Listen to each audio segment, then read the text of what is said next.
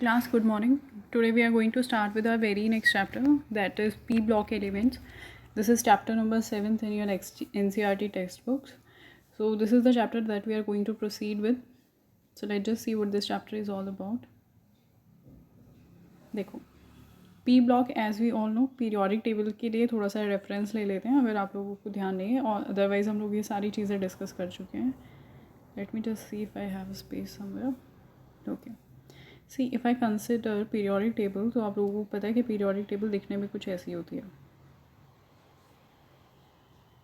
ठीक है, ये पीरियोडिक टेबल होती है.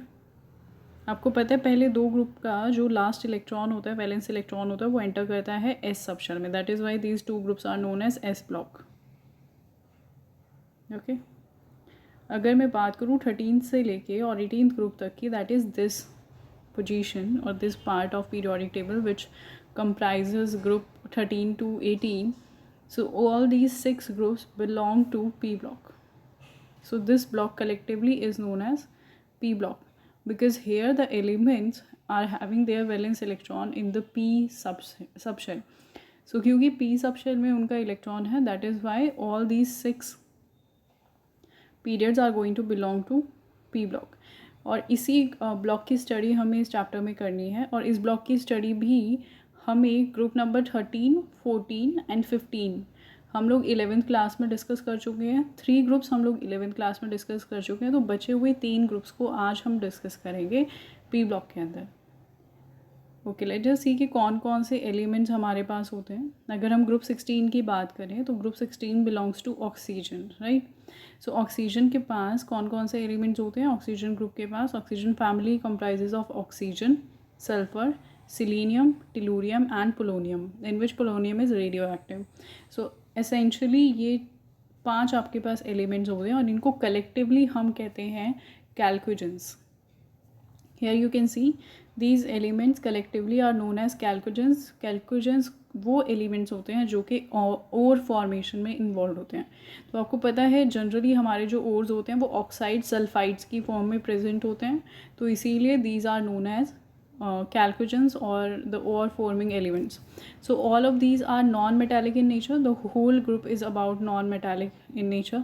लेकिन जैसे जैसे हम नीचे की तरफ जाएंगे, as you guys already know कि जैसे जैसे हम डाउन द ग्रुप जाते हैं, डाउन द ग्रुप जाने पर साइज़ इंक्रीज़ होता है, राइट. साइज़ इंक्रीज़ होता है, इफ़ेक्टिव न्यूक्लियर चार्ज डिक्रीज़ हो जाता है, जिसकी वजह से इलेक्ट्रॉन एक्सेप्ट करना मुश्किल हो जाता है. या मैं कहूँ साइज़ इंक्रीज़ हो रहा है. पहले अगर आपके पास सिचुएशन ये थी इलेक्ट्रॉन यहाँ प्रेजेंट था, तो नीचे जाने पर इलेक्ट्रॉन कुछ यहाँ प्रेजेंट होगा इस वाली साइड पे. तो इलेक्ट्रॉन और न्यूक्लियस की दूरी बढ़ गई है, तो अब इस इलेक्ट्रॉन को इजेक्ट करना आसान हो गया. तो यहाँ से इलेक्ट्रॉन आसानी से निकाला जा सकता है. दैट मीन्स इलेक्ट्रॉन का निकलना आसान है, और इलेक्ट्रॉन का निकलना मतलब आपके एटम का मेटल बनना. That means down the group जाने पर मेटालिक करेक्टर इंक्रीज़ होता है. So that is what I have written it here, the metallic character increases down the group. So जो लास्ट एलिमेंट होता है आपका पोलोनियम इस ग्रुप का, वो थोड़ा बहुत क्या होता है नेचर में मेटालिक होता है. तो बाकी सब नॉन मेटल हैं, लेकिन पोलोनियम एक ऐसा एलिमेंट है जो कि डाउन द ग्रुप प्रेजेंट होने की वजह से मेटालिक करेक्टर में बहुत ज़्यादा रिच होता है. चलो अब इनके अकरेंस की बात करते हैं, how they occur in our atmosphere. So let's just see. If we say oxygen, then oxygen you know is the most abundant present is the most abundant element which is present as O2, which is like 20.9% of the atmosphere. और इसके अलावा वो earth crust में present होती है 46.6% by its mass. So it is present as oxygen also, and in further it is present in the form of oxides. Then it is also present in form of water. ठीक है, water के अंदर it has 89% composition by mass. Now coming on to sulfur. Sulfur you know is the 16th most abundant element, and it is contained as 0.03 to 0.1% of its mass in earth crust. तो earth crust का इतना percent mass is comprised by sulfur. Coming on selenium and tellurium, so they are generally less abundant as compared to these, and are they present as selenides and tellurides and sulfides ore. तो sulphide ore के अंदर सेलेनाइड्स और टेलुराइड्स भी present होते हैं। Polonium अगर हम बात करें हालांकि तो ये बहुत ही फीबली प्रेजेंट होता है, लाइक बहुत ही कम अमाउंट में प्रेजेंट होता है और इसके ट्रेसेस ही हमें अर्थ क्रस्ट में मिलते हैं। So this is all about their abundance in nature. Now coming on to the general properties जो पूरे ग्रुप के लिए सेम रहती हैं. For example their electronic configuration. तो as you know they are going to enter in 16th. They are the elements of 16th element. तो 16th element के अंदर अगर आप इलेक्ट्रॉनिक कॉन्फ़िगरेशन लिखेंगे, let just say we are talking about oxygen, तो oxygen के लिए क्या हो जाएगा 1s2 2s2 2p4. Now coming on to sulfur which is 16 in number. So 1s2 2s2 2p6 3s2 and 3p4. नीचे आप जाएंगे और सिलीरियम पर जाएंगे तो क्या हो जाएगा 4s2 4p4. So that general electronic configuration अगर आप देखेंगे दैट इज़ ns2 np4. जिस शेल में s में 2 इलेक्ट्रॉन है उसी शेल के अंदर p सब शेल में 4 इलेक्ट्रॉन्स हैं. So this is what their electronic configuration is all about. So that's why we can say कि उनकी जनरल इलेक्ट्रॉनिक कॉन्फ़िगरेशन है ns2 np4. तो उनकी वैलेंस शेल में कितने इलेक्ट्रॉन्स होने वाले हैं? They are going to have 6 valence electrons in their shell. Okay, next just see the next thing. Next thing is atomic radii. So if we are going to compare their atomic radii, this is 15th group elements, 16th group element and 17th group element. तो अगर हम compare करेंगे 15 से 16 की तरफ अगर आप जा रहे हैं तो क्या होगा, इफेक्टिव न्यूक्लियर चार्ज इंक्रीज़ हो जाएगा, राइट. 15 से 16 पर जाओगे तो प्रोटॉन्स बढ़ गए तो इफेक्टिव न्यूक्लियर चार्ज बढ़ गया, जिसकी वजह से 16th वाले ग्रुप्स का साइज़ क्या होता है, स्मॉलर. तो अगर आप कंपेयर करेंगे नाइट्रोजन और ऑक्सीजन में तो ऑक्सीजन का साइज़ जो है वो स्मॉलर होगा एज़ कम्पेयर टू नाइट्रोजन का साइज़. तो अगर आप दूसरे ग्रुप से कंपेयर करोगे तो उनका साइज़ छोटा हो जाएगा. लेकिन अगर आप अपने ही ग्रुप में बात कर रहे हो, अगर आप 16 ग्रुप के एलिमेंट्स को ही कंपेयर करोगे आपस में तो क्या होगा, देखो जैसे जैसे आप नीचे की तरफ जाओगे वैसे वैसे क्या होगा, नंबर ऑफ शेल्स इंक्रीज होंगी, distance between nucleus and valence electron will increase due to which size increases. तो नीचे जाने पर एक नई सब शेल ऐड हो जाती है जिसकी वजह से डाउन द ग्रुप जाने पर साइज़ इंक्रीज़ हो जाता है. तो ये कुछ जनरल बातें हैं जो हम ऑलरेडी डिस्कस कर चुके हैं अपनी पुराने टॉपिक्स के अंदर, तो उसी को हम लोग रिपीट कर रहे हैं. सो डाउन द ग्रुप जाने पर साइज़ इंक्रीज़ होता है, लेकिन लेफ़्ट से अगर राइट की तरफ जाएंगे तो साइज़ डिक्रीज़ होगा. Now coming on to ionization enthalpy, इसी का एक और पार्ट है, इसी की एप्लीकेशन आयनाइजेशन एंथैल्पी पे है. और वो क्या है कि जैसे जैसे आप नीचे की तरफ जा रहे हैं साइज़ इंक्रीज़ हो रहा है, साइज़ इंक्रीज़ हो रहा है, इफ़ेक्टिव न्यूक्लियर चार्ज डिक्रीज़ हो रहा है, आपके इलेक्ट्रॉन और न्यूक्लियस में अट्रैक्शन कम हो रही है, यानी कि इलेक्ट्रॉन को निकालना आसान है. दैट मीन्स कम आयनाइजेशन एनर्जी लगाने पर ही इलेक्ट्रॉन निकल जाएगा.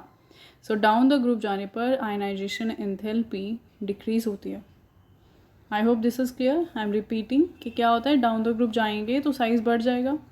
जो बाहर की तरफ इलेक्ट्रॉन प्रेजेंट है वो न्यूक्लियस से दूर हो चुका है तो उसकी अट्रैक्शन न्यूक्लियस से कम हो जाएगी. न्यूक्लियस से अट्रैक्शन कम हो गई तो उसे निकालना आसान हो गया. That means down the group जाने पर इलेक्ट्रॉन लूज़ करना आसान हो जाता है. तो इसीलिए डाउन द ग्रुप जाने पर आपकी आयनाइजेशन एंथैल्पी डिक्रीज़ होती है. अब बहुत ही अच्छा क्वेश्चन यहाँ से पूछा जाता है, उस क्वेश्चन को हम लोग देखेंगे. डाउन द ग्रुप तो बहुत ईजी है, लेकिन यहाँ पर एक चीज़ आती है, उसको समझो. क्या है वो, देखो नाइट्रोजन का साइज़ हमने कहा बड़ा है, हमने कहा नाइट्रोजन का साइज़ बड़ा है ऑक्सीजन से. अगर नाइट्रोजन बड़ा है ऑक्सीजन से तो इसमें से इलेक्ट्रॉन निकालना आसान होना चाहिए. तो ionization enthalpy of nitrogen should be less than ionization enthalpy of oxygen. Oxygen का साइज़ स्मॉलर होने की वजह से इसमें से इलेक्ट्रॉन निकालना मुश्किल होना चाहिए था, लेकिन ऐसा होता नहीं है. तो ये बहुत इंपॉर्टेंट है इस चीज़ को समझना. यहाँ से आपसे क्वेश्चन पूछे जाते हैं. इनऑर्गेनिक में हमेशा जो नॉर्मल ट्रेंड से हट के जो चीज़ें हो रही हैं उनसे क्वेश्चन पूछना बहुत ही लाजमी है. तो ये चीज़ें आपको पता होनी चाहिए जब भी आपको देखना हो आयनाइजेशन एंथैल्पी का ट्रेंड. माइंड यू गाइस, बहुत इंपॉर्टेंट है ये. जब भी आपको आयनाइजेशन एंथैल्पी के बारे में बात करनी है, किसकी ज़्यादा किसकी कम, always go for electronic configuration. Always and always it's answer will be given by electronic configuration of that atom. तो इलेक्ट्रॉनिक कॉन्फ़िगरेशन से पता चलेगा उसकी स्टेबिलिटी, इलेक्ट्रॉनिक कॉन्फ़िगरेशन से उसकी स्टेबिलिटी पता चलेगी और स्टेबिलिटी से ही पता चलेगा कि आयनाइजेशन एंथैल्पी कितनी होने वाली है। फॉर एग्जांपल अभी इसको प्रूव करते हैं कि कैसे। तो आयनाइजेशन एंथैल्पी जब भी पूछी जाए always go for electronic configuration of both the atoms. देखो करके देखते हैं हम लोग इसका आंसर कैसे करेंगे हम लोग। Nitrogen and we have oxygen. Nitrogen के लिए क्या होता है 1s2 2s2 2p3 राइट, और ऑक्सीजन के लिए 2s2 2p4। अब आपको पता है कि यहाँ पर 2p क्या है 2p3 that is half filled. तो यहाँ पर हाफ फिल्ड इलेक्ट्रॉनिक कॉन्फ़िगरेशन है। लेकिन अगर ये ऑक्सीजन एक इलेक्ट्रॉन छोड़ दे, एक इलेक्ट्रॉन निकाल दे, तो उसके बाद ये 2p3 होगा। तो एक इलेक्ट्रॉन निकालने के बाद ऑक्सीजन स्टेबल होगा, तो ऑक्सीजन एक इलेक्ट्रॉन निकाल देगा जल्दी।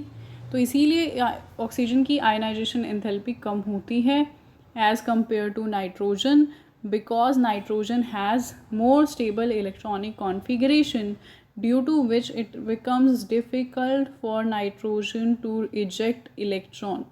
Therefore, more energy will be required in ejection of electron from nitrogen. क्यों? क्योंकि आप more stable half filled electronic configuration से इलेक्ट्रॉन को इजेक्ट करवा रहे हैं, जबकि ऑक्सीजन में थोड़ी ही एनर्जी देनी पड़ेगी। क्यों देनी पड़ेगी? क्योंकि ऑक्सीजन खुद भी इलेक्ट्रॉन छोड़कर अपने आप को हाफ फिल्ड बनाने की कोशिश करेगा। तो अगर एक इलेक्ट्रॉन ऑक्सीजन निकाल देगा तो वो पहले से ज़्यादा स्टेबल हो जाएगा। तो इसीलिए क्या होगा, आयनाइजेशन एंथैल्पी डिक्रीज़ हो गई। तो ये यहाँ पर इस तरीके से आपको इसका आंसर करना है। तो अगर आप 15th और 16th ग्रुप जनरल ट्रेंड हमने पढ़ा था, 11th क्लास में भी हमने ये चीज़ देखी थी कि अगर हम लेफ़्ट टू राइट जा रहे हैं तो साइज़ डिक्रीज़ होता है। साइज़ डिक्रीज़ होने से आयनाइजेशन एंथैल्पी इंक्रीज़ हो जाती है। तो ग्रुप 15 की अगर हम बात करें, ग्रुप 15 और ग्रुप 16 है, तो 16 की आयनाइजेशन एंथैल्पी ज़्यादा होनी चाहिए थी, बट एक्चुअली होती किसकी है 15th की होती है, because of it's more stable electronic configuration. And same goes for, अगर आपको याद हो, same goes for group 1 and 2। Second group के अंदर एस ऑर्बिटल पूरा फिल हो जाता था, तो इसीलिए वो ज़्यादा स्टेबल हो जाता था, तो इसीलिए उसकी आयनाइजेशन एंथैल्पी भी ज़्यादा हो जाती थी as compare to first. Okay, I hope this point is clear to everyone. तो इनऑर्गेनिक में जितने ज़्यादा आप क्वेश्चन साथ साथ मैं आपको बताती चलूँगी कैसे कैसे क्वेश्चन आपसे पूछे जाते हैं। In that case it would be easy for you to understand the things and the concept कि किस कंसेप्ट को किस तरीके से पढ़ना है या किससे किस तरीके के क्वेश्चंस पूछे जाते हैं। Okay, now let's just moving on. Next that we have to carry on with is melting and boiling point. तो आपको पता है जैसे जैसे हम नीचे जाएंगे एटॉमिक नंबर इंक्रीज़ होगा, साइज इंक्रीज़ होगा, तो van der Waals forces of attraction increase होंगी, जिसकी वजह से डाउन द ग्रुप जाने पर मेल्टिंग और बॉइलिंग पॉइंट भी इंक्रीज़ होगा। टॉकिंग अबाउट इलेक्ट्रोनेगेटिविटी, आपको पता है electronegativity is the tendency to attract electron towards itself, अपनी तरफ इलेक्ट्रॉन्स को अट्रैक्ट करना। कौन से electron? Shared pair of electron. तो शेयर्ड पेयर ऑफ इलेक्ट्रॉन्स को अगर अपनी तरफ अट्रैक्ट करना है तो आपको क्या करना पड़ेगा? शेयर्ड पेयर ऑफ इलेक्ट्रॉन्स को अपनी तरफ अट्रैक्ट करने के लिए आपके पास होना चाहिए ज़्यादा इफेक्टिव न्यूक्लियर चार्ज। और जैसे जैसे हम नीचे की तरफ जाते हैं, डाउन द ग्रुप जाते हैं, इफेक्टिव न्यूक्लियर चार्ज डिक्रीज़ होता है, तो इसीलिए इलेक्ट्रॉन्स को अट्रैक्ट करने की टेंडेंसी डिक्रीज़ हो जाती है। And that is by down the group electron negativity decreases. I hope this is clear. बिल्कुल सेम इसी बात पे हम लोग डिस्कस करें अगर मेटालिक और नॉन मेटालिक करेक्टर, तो ये आपको समझ आ ही गया होगा। मेटालिक करेक्टर का मतलब मेटल होना। मेटल होना कैसे पता चलेगा? By losing electrons. तो अगर आपका एलिमेंट या एटम मेटालिक है तो वो इलेक्ट्रॉन लूज़ करेगा, और अगर नॉन मेटालिक है तो इलेक्ट्रॉन गेन करेगा। तो आपको ये देखना है डाउन द ग्रुप जाने पर क्या होता है। डाउन द ग्रुप अगर आप जाओगे तो इलेक्ट्रॉन और न्यूक्लियस के बीच का डिस्टेंस बढ़ गया, इलेक्ट्रॉन निकालना आसान हो गया। That means down the group जाने पर आपका मेटल इलेक्ट्रॉन लूज़ करना पसंद करेगा। तो इलेक्ट्रॉन लूज़ होगा तो क्या होगा? Down the group metallic character increase होगा। That is why first 4 elements of this group are non metal, लेकिन पोलोनियम क्या होता है? मेटालिक होता है नेचर में, तो ये रेडियो एक्टिव भी होता है। तो इस तरीके से मेटालिक और नॉन मेटालिक करेक्टर यहाँ पर आता है। Next let's just discuss electron gain enthalpy. Electron gain enthalpy समझना बहुत ही ज़रूरी है, ये हम पहले भी डिस्कस कर चुके हैं बहुत ज़्यादा डिटेल में। मैं फिर से आपको एक्सप्लेन कर रही हूँ। इलेक्ट्रॉन गेन एंथैल्पी का मतलब क्या है, देखो,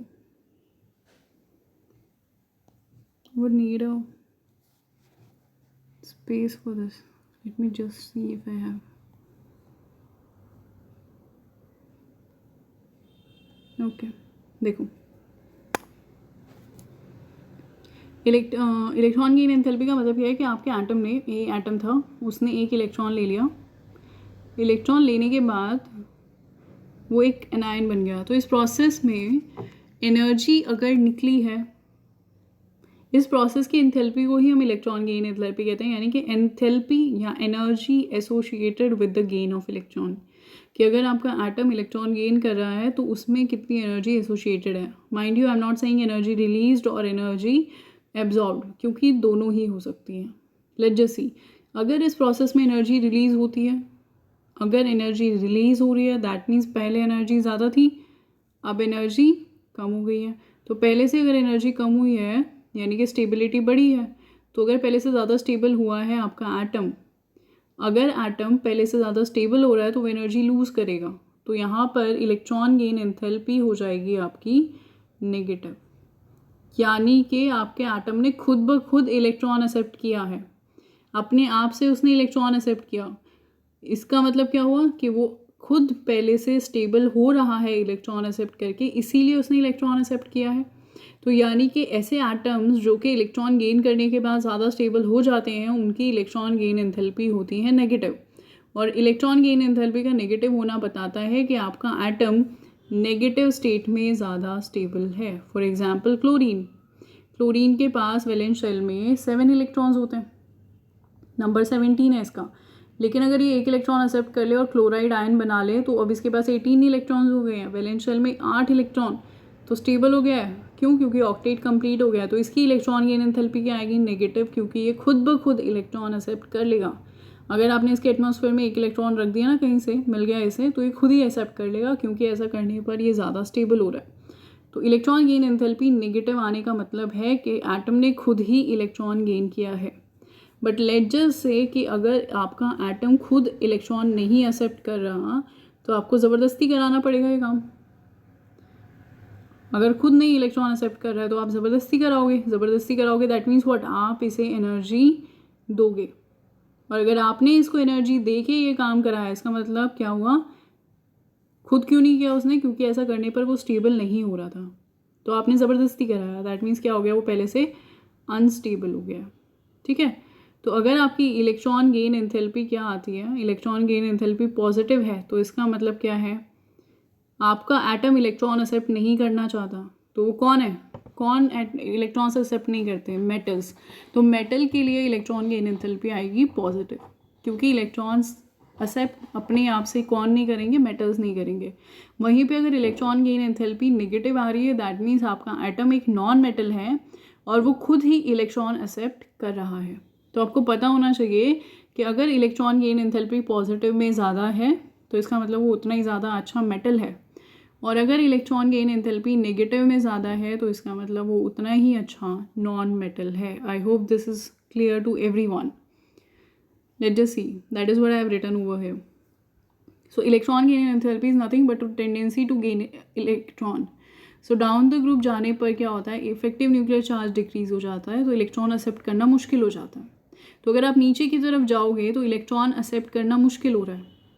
ठीक है, अब देखो, इलेक्ट्रॉन गेन एंथैल्पी अगर नेगेटिव होती है तो if an atom accept electrons of its own, तो इसका मतलब वो नॉन मेटल है। ठीक है, नेगेटिव होने का मतलब क्या है कि एक एटम ने खुद ही इलेक्ट्रॉन एक्सेप्ट किए हैं, तो इसीलिए वो क्या है? Non metal.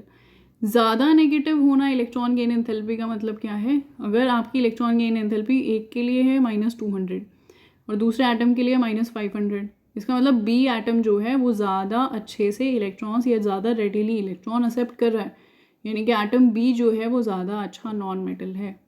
तो जिसके लिए इलेक्ट्रॉन गेन एंथैल्पी जितनी ज़्यादा नेगेटिव में होती है, इसका मतलब उसके लिए इलेक्ट्रॉन गेन करना उतना ही आसान होता है। Okay, now coming on to electron gain enthalpy अगर पॉजिटिव है तो इसका मतलब energy will be required by an atom to accept electron. वो खुद नहीं करेगा, आपको एनर्जी देनी पड़ेगी, इसका मतलब वो एक मेटल है। More positive value of electron gain enthalpy, आपकी इलेक्ट्रॉन गेन एंथैल्पी की वैल्यू जितनी पॉजिटिव होगी उतनी ज़्यादा एनर्जी आपको उसको देनी पड़ेगी इलेक्ट्रॉन गेन करने के लिए। इसका मतलब उसके लिए इलेक्ट्रॉन गेन करना उतना ही मुश्किल था। I hope this is clear to everyone. Now down the group जाने पर क्या होगा, इलेक्ट्रॉन गेन एंथैल्पी क्या होगी, कम हो जाएगी, राइट। इलेक्ट्रॉन गेन एंथैल्पी कम हो जाएगी, क्यों, क्योंकि इलेक्ट्रॉन गेन करना मुश्किल हो जाएगा। साइज़ बढ़ रहा है, इफेक्टिव न्यूक्लियर चार्ज घट रहा है, तो इलेक्ट्रॉन्स को अट्रैक्ट करना अपनी तरफ मुश्किल हो रहा है। यहाँ से क्वेश्चन हमें देखना है, वो बहुत इंपॉर्टेंट है हमारे पास। इसको देखो, oxygen unexpectedly have low electron gain enthalpy due to its small size, there is large inter electronic repulsion on accepting an extra electron. इस बात को हम समझेंगे, आपको समझ में नहीं आया होगा, लेट मी एक्सप्लेन यू कि क्या है। मैंने अभी अभी आपको बोला कि अगर आप डाउन द ग्रुप जा रहे हैं, देखो ऑक्सीजन के जो एलिमेंट्स हैं, जिस ग्रुप की हम बात कर रहे हैं, 16th ग्रुप की बात कर रहे हैं, आपको पता है सभी नॉन मेटल है, ठीक है। इलेक्ट्रॉन तो ये सभी लेते ही हैं, लेकिन अगर मैं बात करूँ इलेक्ट्रॉन कौन कौन कैसे कैसे लेगा, तो ऑक्सीजन, सल्फर, सिलीनियम, नीचे टेलुरियम है, ठीक है। पोलोरियम की बात नहीं करते हैं, क्योंकि आपको पता है एक तो वो मेटालिक हो जाएगा नेचर में और ऊपर से रेडियो एक्टिव भी है। चलो, तो ऑक्सीजन से जब हम नीचे टेलुरियम की तरफ जाते हैं, ऑक्सीजन से आप जा रहे हैं टेलुरियम की तरफ, तो आपको पता है साइज़ बढ़ गया है, इलेक्ट्रॉन गेन करना। अच्छा, पहले तो क्योंकि ये नॉन मेटल्स हैं तो खुद ही इलेक्ट्रॉन एक्सेप्ट कर लेंगे, तो इसीलिए इन सबकी इलेक्ट्रॉन गेन एंथैल्पी नेगेटिव होगी। पहली बात तो ये होगी, सबकी इलेक्ट्रॉन गेन एंथैल्पी क्या होगी, नेगेटिव। नीचे की तरफ जैसे जैसे हम जाएंगे इलेक्ट्रॉन गेन करना मुश्किल होता चला जाएगा, तो यानी कि नेगेटिव में अगर इसकी -500 थी तो इसकी क्या हो जाएगी, -400, कम होती चली जाएगी नेगेटिव में। नेगेटिव में कम होने का मतलब क्या है कि इलेक्ट्रॉन एक्सेप्ट करना अब उतना आसान नहीं रहा। तो इसको देख के आपको समझ आ रहा होगा, नेगेटिव में कम होती चली जाएगी value. I hope this is clear. तो सबसे ज़्यादा इलेक्ट्रॉन गेन एंथैल्पी किसकी होनी चाहिए, जो सबसे ऊपर प्रेजेंट है, यानी कि ऑक्सीजन, फिर सल्फर, फिर सिलीनियम, फिर टेलुरियम होना चाहिए लास्ट में। तो ये तो हो गया जनरल ट्रेंड, लेकिन ऐसा होता नहीं है। ऐसा क्यों नहीं होता भाई, क्योंकि ऑक्सीजन के लिए इलेक्ट्रॉन गेन करना आसान नहीं होता। इलेक्ट्रॉन को अट्रैक्ट तो कर लेता है वो अपनी तरफ, ये न्यूक्लियस है यहाँ पर, वैलेंस शेल पर बहुत पास है वैलेंस शेल, तो भर भर के इफेक्टिव न्यूक्लियर चार्ज लग रहा है, तो यहाँ बाहर से कोई इलेक्ट्रॉन अगर होगा आसानी से अट्रैक्ट हो जाएगा। लेकिन ऑक्सीजन इसको अपने एटम के अंदर एक्सेप्ट नहीं कर सकता। क्यों नहीं कर सकता, क्योंकि ऑक्सीजन के इतने छोटे से एटम के अंदर उसके इतना छोटा सा एटम है और उसी की वैलेंस शेल में ऑलरेडी 6 इलेक्ट्रॉन्स हैं, तो इनके अंदर क्या होती है, बहुत ज़्यादा करीब करीब होते हैं इलेक्ट्रॉन्स, और बहुत ज़्यादा इंटर इलेक्ट्रॉनिक रिपल्शंस होती हैं। तो अगर इसी में एक और एक्स्ट्रा इलेक्ट्रॉन तुमने बाहर से डाल दिया तो इस न्यूक्लियस के लिए बहुत मुश्किल हो जाएगा उस एक्स्ट्रा एक इलेक्ट्रॉन को संभालना। तो ये बात हमने 11th क्लास में भी की थी कि फ्लोरीन सबसे ज़्यादा इलेक्ट्रॉन नेगेटिव है, लेकिन इलेक्ट्रॉन गेन एंथैल्पी किसकी ज़्यादा होती है, क्लोरीन की। क्यों, क्योंकि फ्लोरीन का साइज़ बहुत छोटा है। तो बिल्कुल ऐसे ही ऑक्सीजन और सल्फर के बीच में जब कंपेयर करेंगे तो होना तो चाहिए था ऑक्सीजन को ज़्यादा इलेक्ट्रॉन एक्सेप्ट करने वाला, लेकिन ये कर नहीं पाता। इलेक्ट्रॉन नेगेटिव हालांकि ऑक्सीजन ज़्यादा है, लेकिन सल्फर ज़्यादा जल्दी इलेक्ट्रॉन एक्सेप्ट करता है। क्यों, क्योंकि ऑक्सीजन का साइज़ छोटा होने की वजह से इंटर इलेक्ट्रॉनिक रिपल्शंस इतना डोमिनेट कर देते हैं कि बाहर से आने वाला इलेक्ट्रॉन स्टेबल नहीं हो पाता। तो ये बहुत इंपॉर्टेंट है, यहाँ पे इसी तरीके के क्वेश्चंस आपसे बार बार पूछे जाते हैं।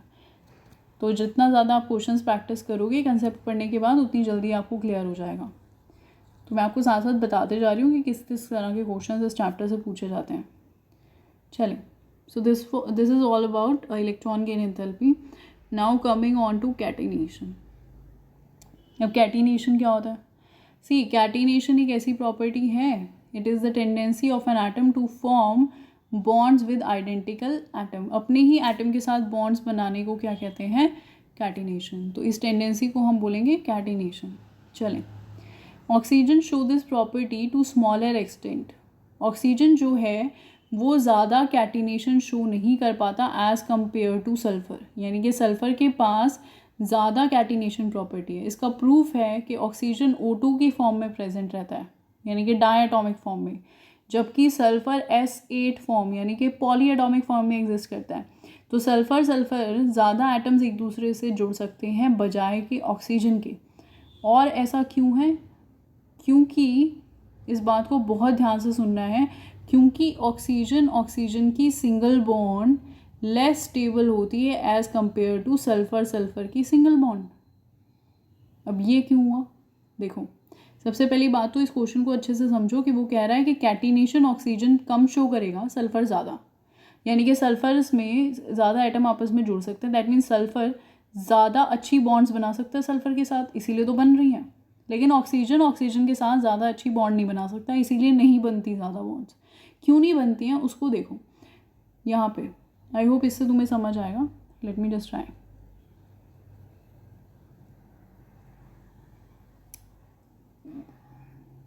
ओके, सी, ये ऑक्सीजन है, ये दूसरा ऑक्सीजन है, ये एक सल्फर है, ये दूसरा सल्फर है। और रादर मैं इसे एटॉमिक फॉर्म में ही बना देती हूँ ताकि आपको बॉन्ड लेंथ भी समझ में आ जाए।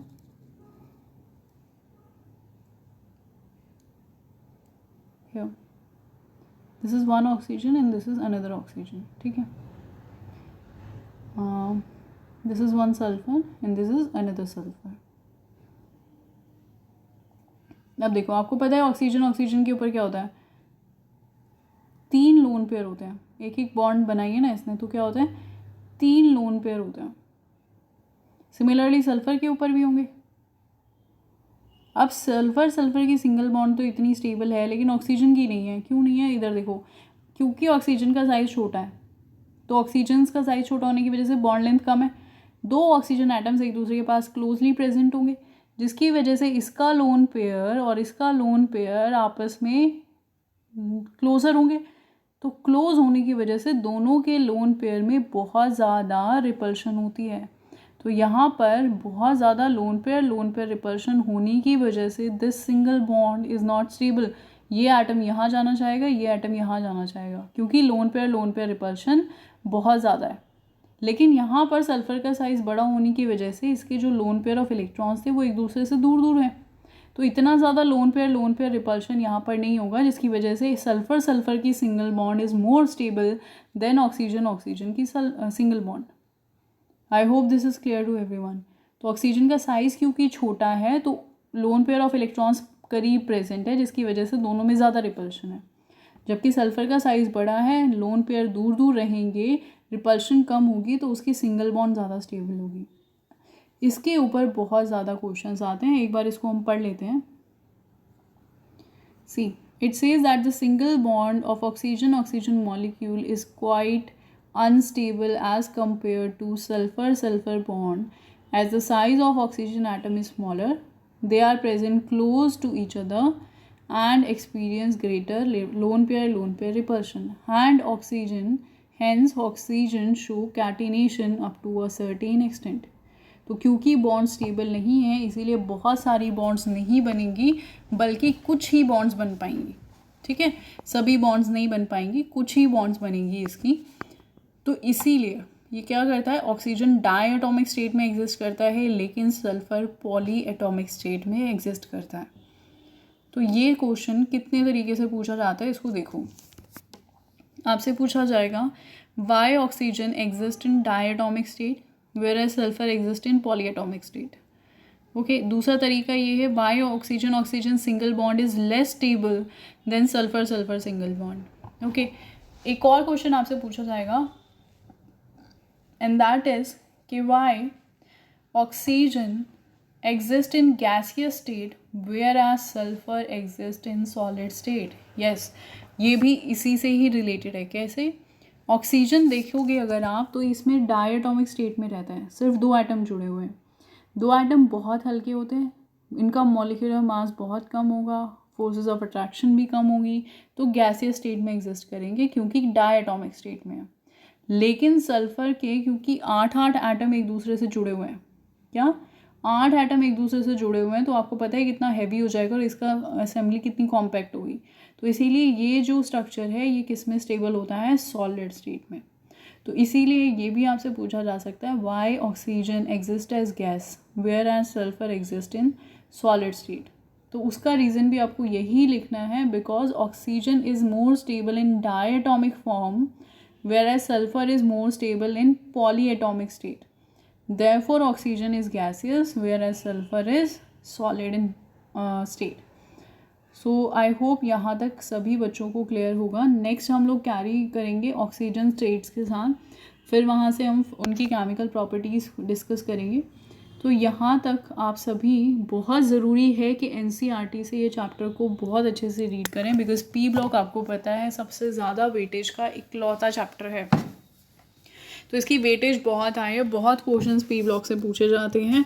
और अगर आप इसको साथ साथ प्रैक्टिस नहीं करेंगे तो हर लाइन में इतने क्वेश्चंस बनते हैं इसके कि आप बाद में इसको याद करना या समझना मुश्किल हो जाएगा. सारी चीज़ें आपस में मगअप होने लगेंगी तो बाद में इसको टैकल करना बहुत मुश्किल है.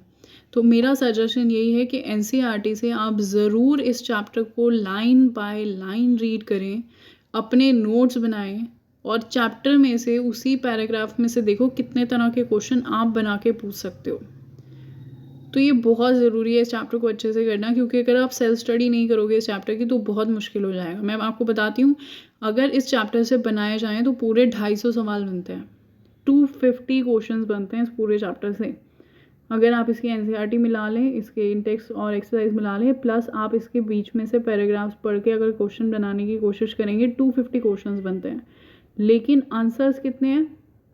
आंसर्स मुश्किल से 50-60 हैं.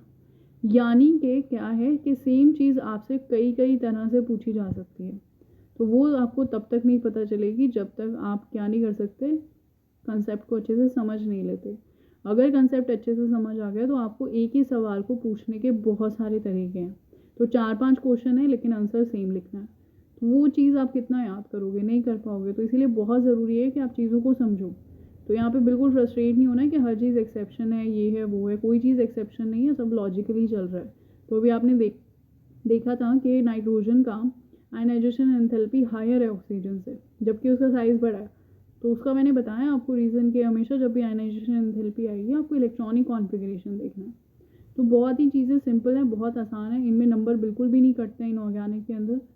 बहुत चीज़ें वही बार बार रिपीटेडली वही कंसेप्ट बार बार समझने होते हैं हमें. इस चैप्टर में भी अगर एक ग्रुप आपको अच्छे से समझ आ गया तो बाकी भी बहुत अच्छे से समझ आ जाएंगे, प्रॉब्लम नहीं होगी.